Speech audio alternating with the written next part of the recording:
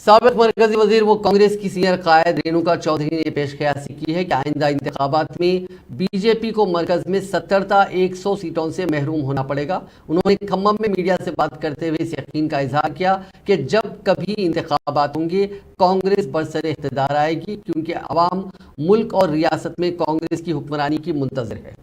कांग्रेस दरियाए गंगा की तरह है। उन्होंने कहा कि बीआरएस और बीजेपी राहुल गांधी के जलसे से खौफजदा हो गए हैं। उन्होंने सनसनीखेज रिमार्क करते हुए कहा कि चीफ मिनिस्टर चंद्रशेखर राव और वजीर आजम मोदी दोनों एक ही सिक्के के दो रुख हैं। उन्होंने कहा कि मोदी हुकूमत मुल्क में जल्द इंतखाबात भी करवा सकती है। उन्होंने इल्ज़ाम लगाया कि जाफरानी जमात ने बंडी संजय के बजाय किशन रेड्डी को पार्टी की रियासती क़यादत की बागडोर हवाले की है, जो बीआरएस के ताईदी हैं। उन्होंने सहाफ़ियों के सवाल के जवाब में पूछा कि शर्मिला कौन है। शर्मिला का मतलब आंध्रा है, उनके भाई भी आंध्रा के हैं। वाज़ेह है कि शर्मिला ने पालेरू असेंबली हल्के से इंतखाबी मुकाबले का ऐलान किया है। यह हल्का मुत्तहदा खम्मम जिले के तहत है।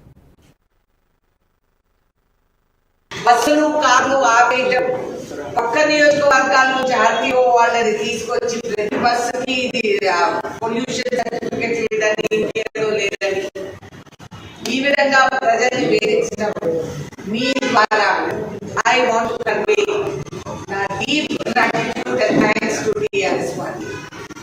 వాళ్ళు చేసిన అరాచకాన్ని మరింత పట్టుదలతో కాంగ్రెస్ కార్యకర్త వాహనం ఉన్నా లేకపోయినా వాళ్ళు నియోజకవర్గంలో తరలి వచ్చి, ఇతర నియోజకవర్గాల నుంచి కూడా అందరూ తరలి వచ్చి మీటింగ్కి వాళ్ళు అనుకున్నారు. ఈ ప్రజా అభిమానం, కాంగ్రెస్ పైన ఉన్న అభిమానం, ఇది వాళ్ళు అరికట్టలేక దిగమింగలేక వాళ్ళు వెసపడుతున్నారు. బీజేపీ వెంటనే పేరు మార్చి బండి సంజయ్ని మార్చేయడం, అనుకూల రాష్ట్ర ప్రభుత్వాలు